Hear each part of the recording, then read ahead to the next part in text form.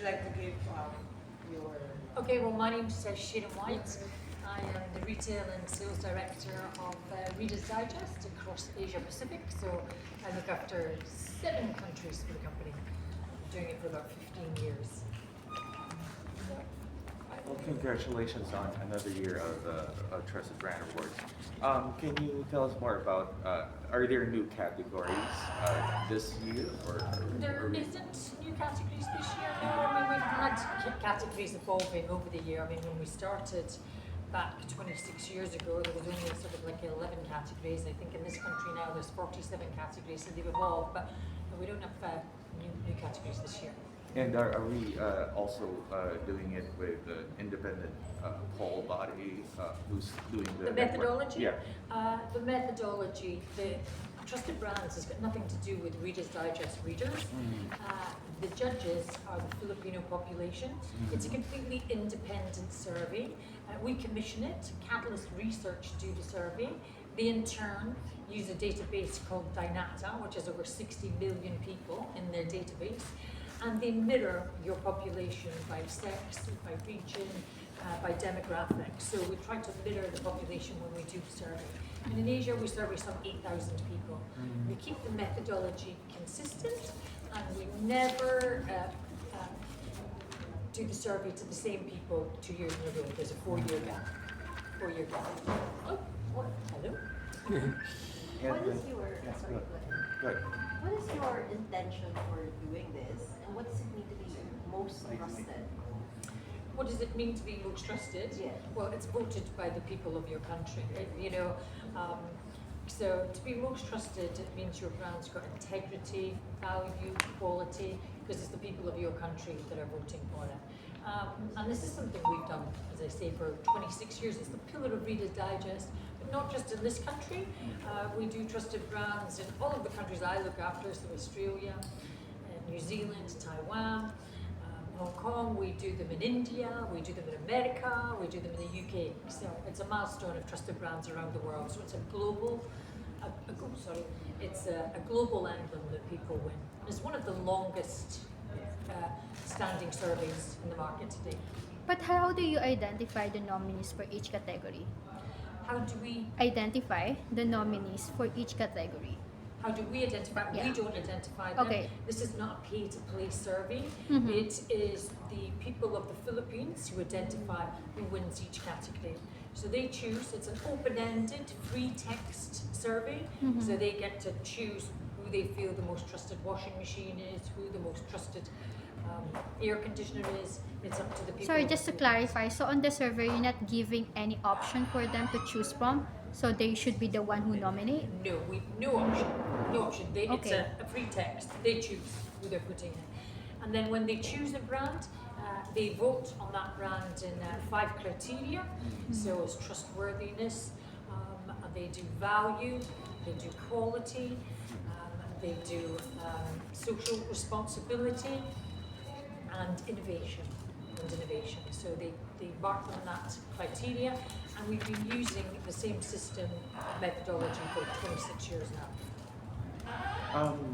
Also known on the list of actual winners in the past few years, there are celebrities that are included to it. That's totally, of course, because of the voting system that you have. Does this make it a less, what do you call it? Less prone to having less famous people who's doing a good job?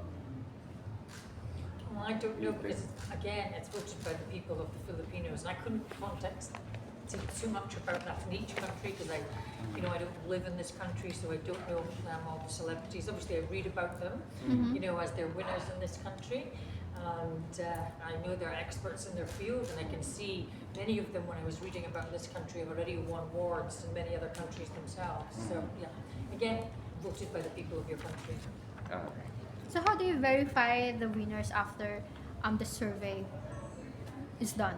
Well, we don't verify the winners. Catalyst do the research agency. We've got absolutely nothing to do with the survey apart from commissioning it and paying for it. And it literally is the biggest thing that we do in the 7 countries I look after. It literally costs hundreds of thousands of dollars to do the survey. You know? So, I'm sorry. Why does Reader's Digest do this? I mean, it's almost 3 decades. What is the intention, the mission, and as you mentioned, it does change. well, I think the intention obviously is reader interest, and that's how it started. It started 26 years ago, and it started with only 11 categories. So there was 11 brands, and it started with personalities, and it started with jobs as well. We used to do jobs and careers as well, and it's sort of evolved over time. So there's a lot more categories now, as more and more brands ask for categories to come in. But I can't stress, many people, I wish I could have $1 for every time someone asked me if I could be a trusted brand. I'd be a rich woman, but I can't. So it's not a pay-to-play survey. You know, you can't pay us, which many other surveys in other countries do. You know, you pay a fund and then your name goes into that category. We don't do that. We don't do that. So. Hi, it's mentioned here that you have a representative sample of 8,000 individuals from 5 countries or 5 territories. But may I know if you have any information on how many are from the Philippines out of the 8,000? I think of the 8,000 that we do in the Philippines, off the top of my head, I think it's 2,000 of them are from the Philippines. 2,000 of them are from the Philippines. And that sample comes from Dynata, so because it's got 60 million people on its database. So, yeah. Are you also still considering opening up new categories for a new set of awards, or is the set of awards already sufficient for your readers? I think who we are was sort of sufficient. We have changed and evolved over the years. Certainly with COVID, I know in some of the countries, you know, we started putting in, I think, surgical gloves, you know, in certain countries. There's, for example, in the Asian countries, rice is very important, and oil, but we wouldn't get that so much in Australia and New Zealand. Since COVID as well in this country, masks, you're already one now, masks became very important, so we do try to keep up with the trends in each country. And of course, remember years ago when we first started, you know, there was no, you know, you would never have bottled water or mobile phones or internet services, so it evolves as time goes by. Alright, I don't know. Like my family's like a brick and mortar subscriber of the Reader's Digest in the previous years. Can you tell us how the business has evolved? Because of course things have been changing to digital, and how has Reader's Digest? Well, it's no secret to everyone here, because you work in the media yourselves, Yeah. that magazines, you could term that as the sunset industry, so we do have to evolve. Reader's Digest, we've evolved, and I would suggest all of you to sign up for it, because I don't just say because I work there, because I think they're excellent. So we do newsletters. So we do newsletters 3 times a week, and we have stories from around the world. You know, really high-class journalism stories. I love them. So that's one thing we do. The other thing we do now is when people subscribe to Reader's Digest, apart from the print copy of the magazine, you get a digital version of the magazine as well that you can share with your family. But yes, and in situations like trusted brands, what we also do, apart from the copies that are on sale and subscribers, because we have a lot of subscribers, is we give out free copies as well. So we can get the word out across all the countries when we do the Trusted Brands edition. Yeah. But yes, definitely, I think with our newsletters, that's very important in getting the brand out there in all of our countries. We do that now. But can you please share with us, if you just may, how big the Reader's Digest readership here in the Philippines is? Oh, that's why I would need Maricount next to me at the moment here. I'm not sure, my marketing manager's behind you. I think it's a good couple of 100,000 that it is here in this country. I can get the exact figures for you and give you a media kit afterwards, trying to remember. Ask me about Australia. 600,000 readers, 142,000. But yes, I think it's over 200,000 readers. What's the secret? Let's be honest, for the past couple of years, survey and studies have shown that the decline in media trust. But what's the secret of Reader's Digest of having that high regards when it comes to media trust from its readers? I think why do people trust the stories Yeah. in Reader's Digest? Yeah, I actually think, I mean, I worked there for 15 years, but I'm a lot older than some of the people that work there, so I've worked in media all my life. And I've got to say, the standard of journalism that we have in Reader's Digest is out of this world, you know. I also look after some other media assets that their company has, and you know, we maybe have younger writers and working on it, but we keep an extremely high standard.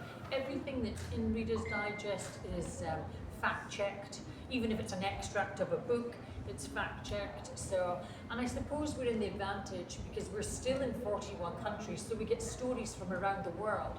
So editors in each country, it's almost like they can look into this bucket of stories and choose, oh, that seems a good story, that would be relevant for my country, and they can put it in. So we've got journalists from all around the world, you know, placing their articles with us, and so many of them want to as well. You know, people are asking us and giving us their stories as well. And you've got to remember as well, in Reader's Digest and other countries, we have the readers' stories as well.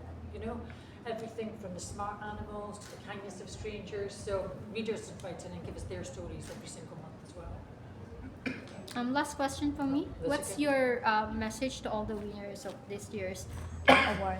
Well, the message, as I say again, is first of all, congratulations on being voted by. The thing I keep saying about that is it's not being voted by Reader's Digest. People always get up with these awards and say, thank you, Reader's Digest readers. But I keep trying to reiterate that it's not Reader's Digest readers, it's the people of the Filipinos that have voted for the celebrities and for the brands in the room tonight that are winners, because they were the judges, not us. So congratulations to all of them. Thank you. Thank you. Yeah. I'm Azael, a blogger from Athens, Canada. The question is, today, in this digital age and social media influence, do you think that the trusted brand criteria change, or do you added some of the modern Has criteria? it changed because it's digital? Is that what you're saying? Yeah, during this digital era, do you still follow the old criteria, or you have new updated No, criteria? we've changed. Well, first of all, the survey, years and years ago, when the first survey started, 26 years ago, it was very much to do with the readers in every single country, because we had massive readership in all of our countries, and it was a pull-out survey that people did. Then that evolved during the years, and then we actually did door knocking. We had people that door knocked, and we had people that phoned up and did the survey. And now, obviously, it's completely digital. So it has evolved. But it's a good question, segue, that you lead to me about trust with digital and what's happened in the marketplace, because brands can take years and years, you know, to build trust. But with the onslaught of social media, Facebook, TikTok, Instagram, you know, it can be lost in a second. It can take years to build, and it can be lost in a second, especially, you know, for example, God forbid that you're one of the Kardashians that said something negative about you with their millions of followers. So, yeah, digital is very important. Okay, another follow-up question. Can you share some information about the demographics of the survey correspondents or the readers? Do we have still the old ones and the younger ones? So the people that fill out the survey, that's all done by catalysts in turn who use Dynata. So it's doing the footprint of your country. So if for example, 20% of everyone in the Philippines was over the age of 80, 20% of people filling out the survey would be that age group. When it comes to readership of the actual magazine in the Philippines, it varies, for example, compared to New Zealand or Australia, where the average reader is much older, you know, much older, like really old, even older than me. That's something. So I think the average reader is about 56, and the average subscriber in Australia is something like 70. It's really old. Where is in the Philippines, Malaysia, Singapore, the average reader is, it varies in each country, but between 35 and 40. I think the other key thing that we're still doing in many of the Asian countries is Reader's Digest still being used as literature and for curriculum for schools, you know, for reading comprehension. So we do school tests and we give them out free every single month to schools. So they can use Reader's Digest for reading, and then we give them an easy, intermediate and difficult interpretation of that story to answer questions. So we still do that around all our countries. Thank you. Ms. White, may I know how huge or how wide is the gap between a platinum awardee and a gold awardee? Yeah, well, a platinum award has got to have scored significantly higher than a gold award in order to receive it. So when I say significant, it's got to have at least 25% more votes or above in order to be a platinum. Thank you so much, Ms. White. Thank you for your time. Okay. Thank you.